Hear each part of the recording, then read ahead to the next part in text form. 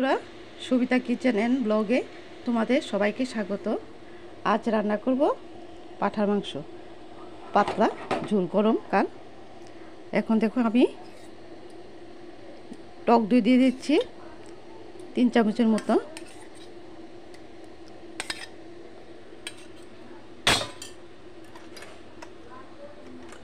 বাটা 2 চামচ। আর এখন আর অন্য কোনো মশলা মাখবো না, এগুলো মেখে 2-3 ঘন্টা রেখে দেব ঢাকনা দিয়ে।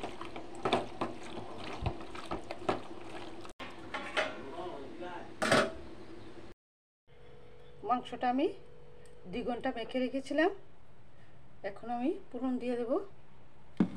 প্রথমে দেব তেজপাতা,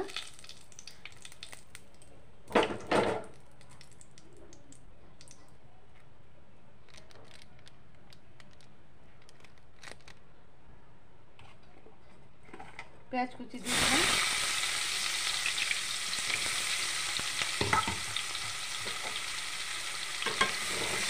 লাল লাল করে ভেজে নেব।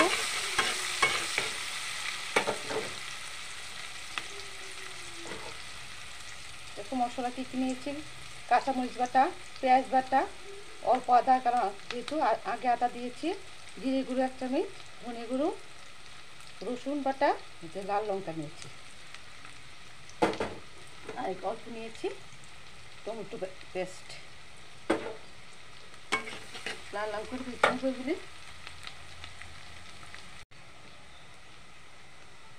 পেঁয়াজগুলি ভাজা ভাজা হয়ে গেছে। এখন আমি মশলাটা দিয়ে দেবো, ভালো করে নাড়াচাড়া করবো।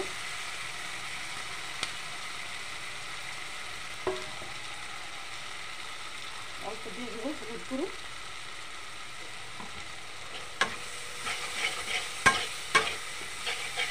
নাড়াচাড়া করে নেব। তারপর দিয়ে দেবো টমেটো পেস্টটা দিয়ে দেবো। একটা টমেটো পেস্ট করে রেখেছিলাম। আলুগুলিও লাল লাল করে ভেজে রেখেছি।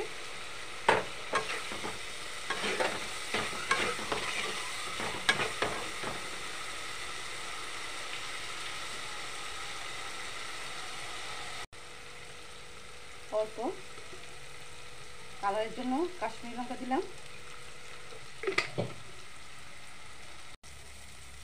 দেখো মশলা থেকে তেল ছেড়ে দিয়েছে, লাল লাল করে ভেজে নিয়েছি। এখন মাংসগুলো দিয়ে দেবো।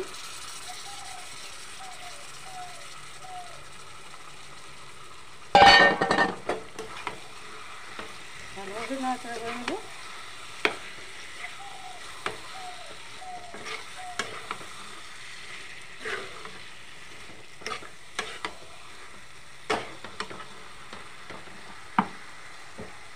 পরিমাণ মতো নুন দিয়ে দেবো।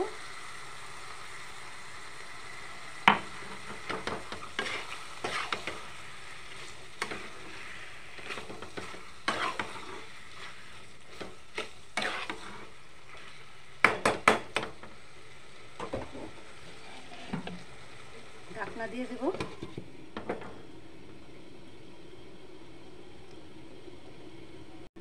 একবার ঢাকনা রাখতে দেখে নেব।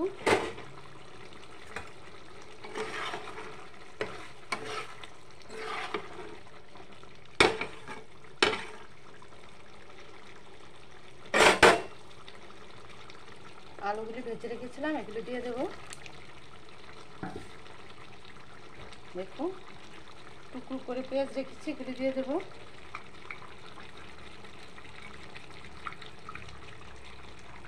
রসুন রেখেছি, এগুলো দিয়ে দেবো। দিয়ে ভালো করে নাড়াচাড়া করবো।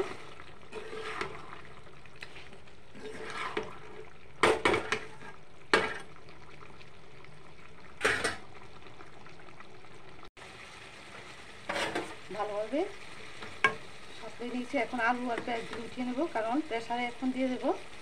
প্রেসারে যদি এগুলি থাকে গলে যাবে, আর মাংস পাঁঠা মাংস তো প্রেসারে না দিলে ভালো লাগে না খেতে। এগুলো আমি এখন উঠিয়ে নেব। প্রেসার কুকার বসিয়ে দিলাম, সবগুলি মাংস দিয়ে দেব।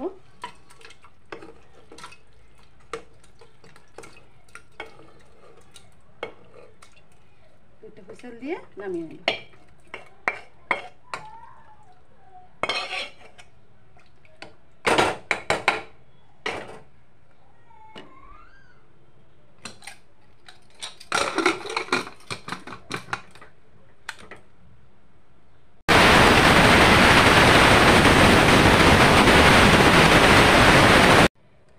দেখো দুইটা হুইসেল দিয়ে গ্যাস বন্ধ করে দিয়েছি। দেখে নেব। দেখো মাংস সিদ্ধ হয়ে গেছে। এখন আমি আলু আর পেঁয়াজগুলি দিয়ে দেব।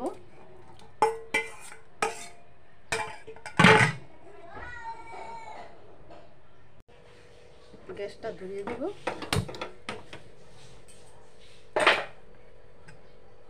ভালো করে নাড়াচাড়া করে নেব। তারপর ঘি আর গরম মশলা দিয়ে নামিয়ে নেব।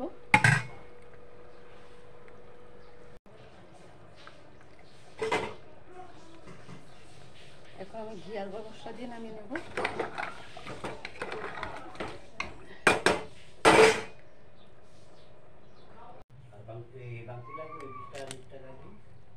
দেখো আমার মটন কারিটা কেমন হয়েছে।